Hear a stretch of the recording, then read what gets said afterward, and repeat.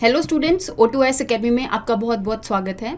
तो जैसा कि आप जानते हैं, आपके प्रीलिम्स पेपर को टारगेट करने के लिए हमने आपके लिए एक नए इनिशिएटिव को शुरू किया है, जिसके अंदर हम द इंडियन एक्सप्रेस और द हिंदू के जो करंट न्यूज़ है उसको हम MCQs के द्वारा यहाँ पर प्रैक्टिस करते हैं। तो आज के MCQs शुरू करने से पहले अगर आपको इस वीडियो की PDF चाहिए तो आप हमारी O2S एकेडमी की जो ऐप है इसको डाउनलोड कर सकते हैं और यहाँ पर आपको ये PDF मिल जाएगी। स्टार्ट करते हैं आज के सबसे पहले क्वेश्चन से, जो कि रिलेटेड है एवियन इन्फ्लुएंजा से। तो सबसे पहले अगर मैं इन्फ्लुएंजा के बारे में बात करूं तो आपको इन्फ्लुएंजा की अलग अलग टाइप्स जो हैं ये देखने को मिलती हैं। अलग अलग टाइप ऑफ इन्फ्लुएंजाज होते हैं, जैसे कि influenza A, B, C and D। तो अगर मैं इन्फ्लुएंजा A के बारे में बात करूं तो इसके अंदर भी आपको अलग अलग चीज़ें देखने को मिलती हैं, जैसे कि आपका बर्ड इन्फ्लुएंजा जो है, दैट मीन्स ऐसा इन्फ्लुएंजा वायरस जो कि बर्ड्स के अंदर देखने को मिलता है, इसको हम एवियन इन्फ्लुएंजा के नाम से जानते हैं। In the same way influenza A के अंदर आपको स्वाइन जो फ्लू है ये भी देखने को मिलता है, दैट मीन्स इसके अंदर ऐसा इन्फ्लुएंजा वायरस है जो कि आपको पिग्स के अंदर देखने को मिलता है। अब अगर मैं बात करूं कि जो इन्फ्लुएंजा A वायरस है उसकी आपको सब टाइप्स भी देखने को मिलती हैं। सब टाइप्स का मतलब क्या है कि इसके अंदर जो वायरस है उसके सरफेस पे अलग अलग प्रोटीन्स जो है ये प्रेजेंट होती हैं, जैसे कि एक हीम एग्लूटिनिन प्रोटीन होता है और एक न्यूरो एमिनिडेज प्रोटीन होता है। अब इस वायरस के ऊपर कौन सा हीम एग्लूटिनिन है और कौन सा न्यूरो एमिनिडेज है, उसके बेस पे यहाँ पे अलग अलग इन्फ्लुएंजा A की सब टाइप्स हो सकती है, जैसे कि H1N1 हो गया, H2N2 हो गया, है ना। ऐसे अलग अलग टाइप के जो इन्फ्लुएंजा A वायरसेस हैं ये आपको देखने को मिलते हैं। तो दैट मीन्स आपकी जो सेकंड स्टेटमेंट है ये भी करेक्ट हो जाएगी। और इन्फ्लुएंजा A के अंदर आपको एवियन इन्फ्लुएंजा भी मिलेगा, और एवियन का मतलब होता है बर्ड्स। तो दैट मीन्स ये जो वायरस है ये बर्ड्स को इन्फेक्ट करता है। तो दैट मीन्स आपकी जो दोनों स्टेटमेंट है वो यहाँ पर करेक्ट हो जाएंगी। नेक्स्ट क्वेश्चन के बारे में बात कर लेते हैं, that is related to law commission of India. तो अगर मैं लॉ कमीशन ऑफ इंडिया के बारे में बात करूं तो ऐसे तो प्री इंडिपेंडेंस भी आपको लॉ कमीशन ऑफ इंडिया देखने को मिला था, लेकिन पोस्ट इंडिपेंडेंस 1955 में भी लॉ कमीशन ऑफ इंडिया को दोबारा से अपॉइंट किया गया था। ये जो लॉ कमीशन ऑफ इंडिया है ये कोई स्टैट्यूटरी बॉडी नहीं है। स्टैट्यूटरी बॉडी का मतलब होता है कि ऐसी बॉडी जो कि एक पर्टिकुलर एक्ट के द्वारा बनाई गई है। तो ये कोई स्टैट्यूटरी बॉडी नहीं है, ये इसको एक एग्जीक्यूटिव ऑर्डर के द्वारा बनाया गया था। तो दैट मीन्स आपकी जो फर्स्ट स्टेटमेंट है ये इनकरेक्ट हो जाएगी। सेकंड स्टेटमेंट के बारे में अगर मैं बात करूं कि जो लॉ कमीशन होता है इसका जो फिक्स्ड टेन्योर होता है ये 3 सालों का होता है। रिसेंटली जो लॉ कमीशन ऑफ इंडिया है ये 22nd law commission of India है, जो कि 2020 के अंदर बना था। तो दैट मीन्स अगले 3 सालों के लिए यही लॉ कमीशन रहेगा। अब लॉ कमीशन का काम होता क्या है, तो ये एक एडवाइजरी बॉडी होती है ministry of law and justice के लिए। दैट मीन्स ये अपनी अलग अलग रिपोर्ट्स निकालती है और उस रिपोर्ट्स के अकॉर्डिंग यहाँ पर रिकमेंडेशंस देती है ministry of law and justice को। लेकिन ये जो रिकमेंडेशन है ये सरकार के ऊपर बाइंडिंग नहीं होती, मतलब सरकार इसको एक्सेप्ट भी कर सकती है और नहीं भी एक्सेप्ट कर सकती।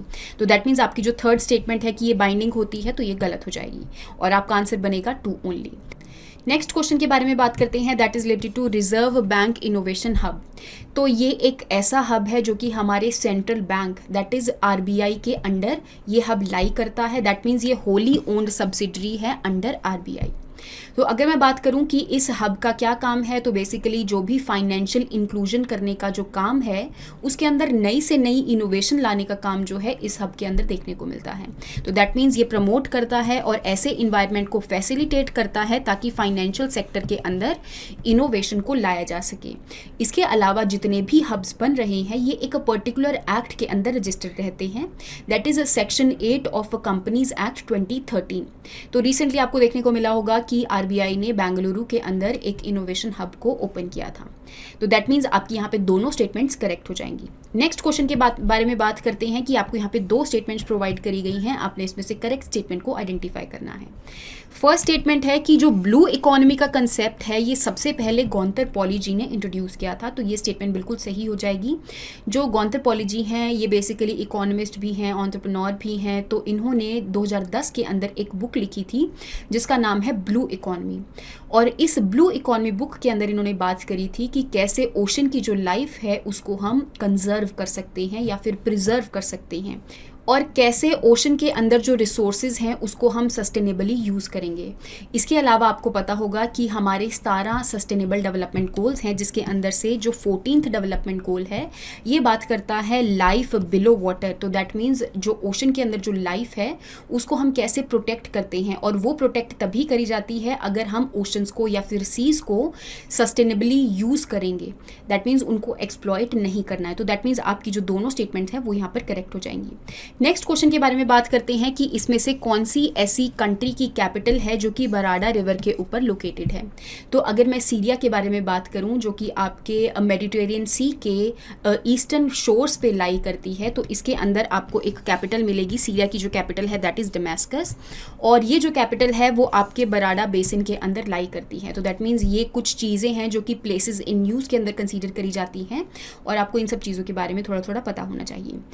नेक्स्ट क्वेश्चन के बारे में बात करते हैं that is related to special economic zone. तो अगर मैं स्पेशल इकोनॉमिक जोन्स के बारे में बात करूं तो ये हमारी कंट्री के अंदर या फिर किसी भी कंट्री के अंदर, मैं अपनी कंट्री के हिसाब से यहाँ पर बात कर रही हूँ कि ऐसे जोन्स है जिसके अंदर आपको टैक्सेस की रिलैक्सेशन प्रोवाइड करी जाती है। दैट मीन्स ड्यूटी फ्री हो सकता है ताकि यहाँ पे बिजनेस इन्वायरमेंट को प्रमोट किया जा सके, ईज ऑफ डूइंग बिजनेस जो है वो और अच्छा हो सके, या फिर इन्वेस्टमेंट को इनकरेज किया जा सके, एम्प्लॉयमेंट को इंक्रीज किया जा सके, या फिर एक्सपोर्ट्स को इंक्रीज किया जा सके। तो इन सब चीज़ों को इंक्रीज करने के लिए स्पेशल इकोनॉमिक जोन्स के अंदर कुछ प्रिविलेजेस प्रोवाइड करे जाते हैं। तो दैट मीन्स आपकी जो फर्स्ट स्टेटमेंट है ये करेक्ट हो जाएगी। सेकेंड स्टेटमेंट के बारे में अगर मैं बात करूं कि एशिया का जो सबसे पहला एक्सपोर्ट प्रोसेसिंग जोन है वो 1965 में डेवलप हुआ था, लेकिन केरला के अंदर ये डेवलप नहीं हुआ था, कांडला गुजरात के अंदर ये डेवलप किया गया था। दैट मीन्स आपकी जो सेकेंड स्टेटमेंट है ये इनकरेक्ट हो जाएगी। नेक्स्ट क्वेश्चन के बारे में बात करते हैं that is related to Rustom 2। तो जो रुस्तम 2 है इसको हम तपस BH के नाम से भी जानते हैं। ये एक अनमैन्ड एरियल व्हीकल है। इसको अलग अलग जो लैब्स हैं इन्होंने मिलकर बनाया है, जैसे कि अगर मैं बात करूँ अलग अलग कंपनीज ने मिलकर बनाया है, जैसे कि हिंदुस्तान एरोनॉटिक्स लिमिटेड हो गया, भारत इलेक्ट्रॉनिक लिमिटेड हो गया। इसके अलावा आपको DRDO की एक लैब भी देखने को मिलेगी that is aeronautical development establishment Bengaluru. इन्होंने मिलके इस जो UAV रुस्तम 2 है इसको बनाया है। सेकेंड स्टेटमेंट के बारे में अगर मैं बात करूं तो इस UAV के ऊपर आपको एक स्मॉल टर्बो फैन इंजन देखने को मिलेगा। दैट मीन्स ये एक ऐसा एयर जेट प्रोपल्शन इंजन है, जैसे जैसे बेसिकली रैमजेट इंजन होता है, जैसे जैसे एयर जो है इसके थ्रू पास करती रहती है वैसे वैसे ये जो इंजन है वो इग्नाइट करता रहता है। थर्ड स्टेटमेंट के बारे में अगर मैं बात करूँ कि ये नेविगेशन जो है कुछ सैटेलाइट्स को यूज़ करके करता है, that is GPS added geo augmented navigation. तो इस गगन सैटेलाइट्स को यूज़ करके करता है। इसके अलावा आपको देखने को मिलेगा सैटकॉम सिस्टम्स भी ये यूज़ करता है। दैट मीन्स यहाँ पे ऐसी सैटेलाइट्स को यूज़ करता है जिसके अंदर रेडियो वेव्स को यूज़ किया जाता है जो कि एयरबोर्न टेलीकम्युनिकेशन के लिए रिस्पॉन्सिबल है। तो दैट मीन्स आपकी यहाँ पे तीनों की तीनों जो स्टेटमेंट्स हैं ये करेक्ट हो जाएंगी। नेक्स्ट क्वेश्चन के बारे में बात करते हैं that is related to direct benefit transfer. तो रिसेंटली हमारे जो नीति आयोग के CEO हैं दैट इज श्री परमेश्वर अय्यर जी, तो इन्होंने इंडियन एक्सप्रेस के अंदर एक आर्टिकल लिखा था जिसके अंदर इन्होंने बताया था कि जो इंटरनेशनल मॉनेटरी फंड है इन्होंने हमारी इंडिया की जो DBT स्कीम है इसको प्रेज किया है। अब अगर मैं DBT स्कीम के बारे में बात करूं तो आपने देखा होगा कि हमारी कंट्री के अंदर बहुत सारी ऐसी स्कीम्स हैं। तो इन सारी स्कीम्स के अंदर जो बेनिफिशरीज रहते हैं इनको जो पैसा है या तो सब्सिडी की फॉर्म में प्रोवाइड किया जाता है या फिर डायरेक्टली इनके अकाउंट के अंदर ट्रांसफ़र कर दिया जाता है। तो जो डायरेक्ट बेनिफिट ट्रांसफ़र है इसके अंदर जो भी बेनिफिशरीज हैं इसमें जो भी पैसा है डायरेक्टली जो बेनिफिशरीज हैं उनके अकाउंट के अंदर ट्रांसफ़र कर दिया जाता है। तो उन चीज़ों के रिगार्डिंग यहाँ पे कुछ बेनिफिट्स प्रोवाइड करे गए हैं जिसके रिगार्डिंग आपको करेक्ट जो स्टेटमेंट है इसको आइडेंटिफाई करना है। जैसे कि अगर डायरेक्टली बेनिफिशियरी के अकाउंट में ट्रांसफ़र हो जाएगा मनी तो इसकी वजह से जो गोस्ट और फेक बेनिफिशियरीज हैं ये सारे के सारे एलिमिनेट हो जाएंगे और तो गोस्ट बेनिफिशियरीज एलिमिनेट होने की वजह से अल्टीमेटली जो एक्सचेकर सेविंग है वो इम्प्रूव हो जाएंगी। नेक्स्ट अगर मैं बात करूं कि गवर्नमेंट फंड्स का अच्छे से यूटिलाइजेशन होगा और एक तरह से जो गवर्नेंस मॉडल है ये भी इम्प्रूव हो जाएगा। तो दैट मीन्स आपकी यहाँ पे सारी की सारी जो स्टेटमेंट्स हैं वो करेक्ट हो जाएंगी। नेक्स्ट क्वेश्चन के बारे में बात कर लेते हैं that is related to international international solar alliance. तो बेसिकली जो इंटरनेशनल सोलर अलायंस है वो न्यूज़ में इसीलिए है क्योंकि इस अलायंस के जो प्रेसिडेंट और वाइस प्रेसिडेंट हैं वो इंडिया और फ्रांस से चूज़ किए गए हैं। तो अगर मैं ISA के बारे में बात करूं तो आपको पता होगा कि हमारी जो UNFCCC की मीटिंग है 2015 वाली, तो इससे पहले इंटरनेशनल सोलर अलायंस को बनाया गया था और अल्टीमेटली इस अलायंस के अंदर बात करी गई थी कि हमारी अर्थ के अंदर जो ट्रॉपिक ऑफ कैंसर है और जो ट्रॉपिक ऑफ कैप्रिकॉर्न है, इस रीजन के बीच में जितनी भी कंट्रीज लाई करती हैं तो बेसिकली ये सोलर एनर्जी का एफिशिएंटली यूज़ कर सकें। तो इंटरनेशनल सोलर अलायंस इस वजह से बनाया गया था। तो दैट मीन्स आपकी जो फर्स्ट स्टेटमेंट है कि इंटर गवर्नमेंटल ऑर्गेनाइजेशन है 2015 में बनी थी, ये स्टेटमेंट आपकी बिल्कुल करेक्ट हो जाएगी। सेकंड, अगर मैं बात करूं कि ये ऐसी इंटर गवर्नमेंटल ऑर्गेनाइजेशन है जिसका कि हेडक्वार्टर्स जो है वो इंडिया गुरुग्राम के अंदर लोकेटेड है, तो सेकंड स्टेटमेंट भी करेक्ट हो जाएगी।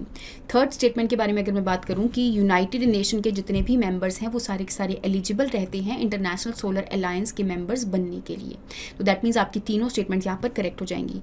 इवन आपने यहाँ पर देखा होगा कि इंटरनेशनल सोलर अलायंस के अलग अलग इनिशिएटिव्स भी आपको देखने को मिल रहे हैं, that is one sun one world and one grid.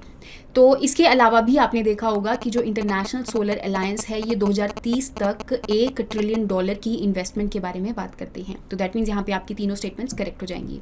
Next हम बात करते हैं डिजिटल बैंकिंग यूनिट के बारे में। तो रिसेंटली आपने इंडियन एक्सप्रेस के अंदर एक्सप्लेन्ड आर्टिकल देखा होगा डिजिटल बैंकिंग यूनिट्स के रिगार्डिंग।